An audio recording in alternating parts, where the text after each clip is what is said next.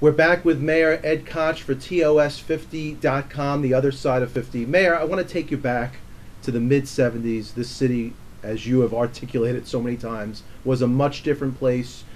You were Congressman Ed Koch at the time. Can you give our viewers just a little background of the mid 70s and what led you to your decision to run for mayor?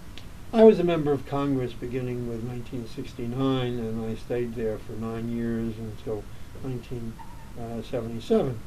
And in the course of that period, the city was deteriorating under Mayor Beam. I was appointed by Governor Carey to the Financial Control Board as an observer with Herman Badillo, two congressional observers. So I had a great interest in the city's affairs, and I had been a city council member, and I was a lifelong resident of the city, born in the Bronx.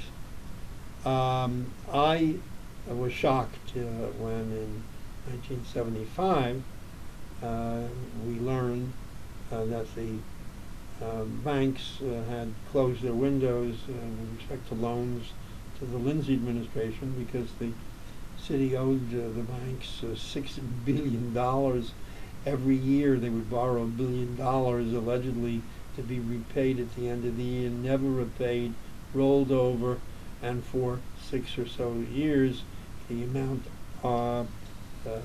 ultimately became $6 billion, and the city was on the edge of bankruptcy. In fact, the Beam administration had actually prepared bankruptcy papers. I decided I would run, looking at the candidates. They were all very able, but I thought I was more able than they were. It was really an historical group of candidates. Had Mario Cuomo, Bella Absu, Herman Badillo, a number of... and Mayor Beam. Mayor Beam was running for re-election. I would not call him an outstanding candidate, but nevertheless. Mario and Bello were the leading candidates. But I thought I knew more than both of them, and also that my philosophy was mainstream, middle class. And here I was, a member of Congress, living in Greenwich Village, single. No one would think of me as mainstream middle class. Well, you caught lightning in a bottle. I remember I was 10 years old at the time. I grew up in Brooklyn, and you came out of nowhere, and you caught the right message at the right time. We had the blackout, we had the riots. I thought that there should be a National Guard brought in. Other members who were running for mayor didn't think that way. But I am someone who believes that government has an obligation to make sure that you're safe when you walk the streets of the city, of any city in America. And I was able to convince people because I had a genius as a manager, David Garth, and he was able to get my message out. And I believed that if people heard my message, they would vote for me, and that's exactly what turned out. Had you do it because the obstacle, when you took office, there was no real fanfare. The city was falling apart. Your deficit, the amount of money you owed, was more than your next budget combined, from what I understand. How did you first start getting out of that hole? I mean, what was the mindset after I'm elected? After you're elected. Well, after I was elected, I realized that there were two options. One was to go into bankruptcy, and that was not for me an option because that would mean that the city would be destroyed like Detroit, which never came back. Still a city that people don't go and gravitate to live in and to work in. And the other option is to convince the people of the city of New York that we're going to have to reduce the expense budget, reduce benefits, reduce programs that they've come to love, but we can't afford, and that at the end of a reasonable period of time, we would begin our climb back, having suffered with the reductions in the expense budget. And I was able to convince them. We had no riots. I mean, it was comparable to what's happening in Greece except in Greece and other places in Europe, where they find that they don't have the money to provide the benefits they've been used to, accustomed to having. So they're rioting. It's stupid. You can't spend money you don't have. And that was my premise, and we kept to it. And as I like to say to people, we were in a situation when I came in a little comparable to Joseph in Egypt during the famine and abundance. He had 7 years of abundance and then 7 years of famine where he was able to use the abundance to allow people to continue to live. I had just the reverse.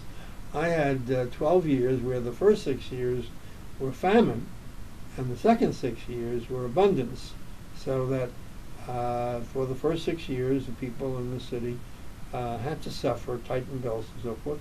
And in the second 6 years we were able to do more for them than anyone had expected.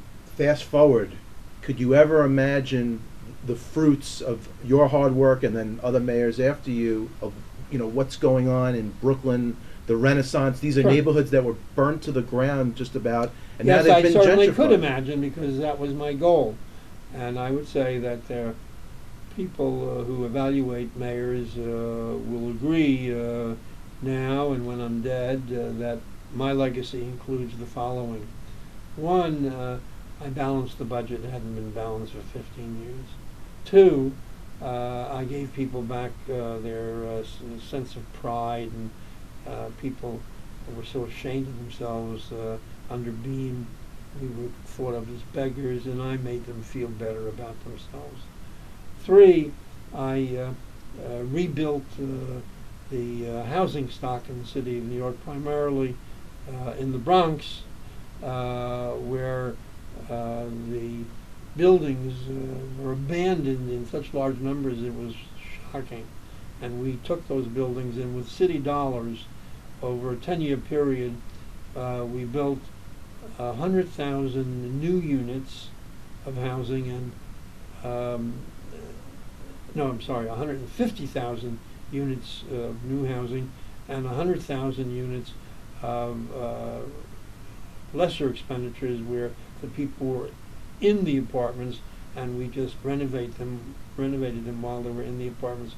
It was a total of 250,000 apartments that were built or renovated in that course of time, changed the whole city. And then the fourth item of my legacy was taking the politics out of the selection of judges. The mayor of the city of New York appoints all the criminal court judges, all the family court judges. I appointed 140 judges in the course of my 12 years, and we removed all politics from that selection. So that's my legacy. Oh, that's quite a legacy. Everyone would agree. I can't leave you without asking you love this city. Yeah. It's so obvious that you love the city while you were mayor, and your post-term you love it. Did you really want to be governor? No. I actually was saved. It was hubris. It didn't seem like you wanted to be I governor. didn't want to be. For me, it was just another challenge, and it was stupid, hubris. I got off a plane coming back from Spain, where I had taken a 2-week vacation, and there I was met with about 25 reporters who were talking about the fact that the New York Post had been running vouchers urging me to run for governor in 1982. I had just had a fantastic victory for re-election as mayor in 1981, where I got 75% of the vote. You had the Republican line in that and election. I was too. the candidate of both the Democratic and the Republican primaries. And I had said I would never run for anything other than re-election as mayor. And here suddenly I'm faced with the New York Post says Koch should be the candidate. And it was hubris on my part. I didn't enjoy it. I love the state of New York. It's a wonderful combination of a beautiful area, rural and suburban, plus the dynamo city of New York. And And here I'm thinking of spending the rest of my life in Albany. Fate worse than death, I once said, and that was said jokingly. So I was lucky. I was saved from myself. And then I went on to have a third term where I got 78% of the vote. Well, Mayor Koch, thank you very much for speaking with our viewers at TOS50.com. This was a true honor and privilege to be here with Sure. you today. Thank you. Thank you. Thank you.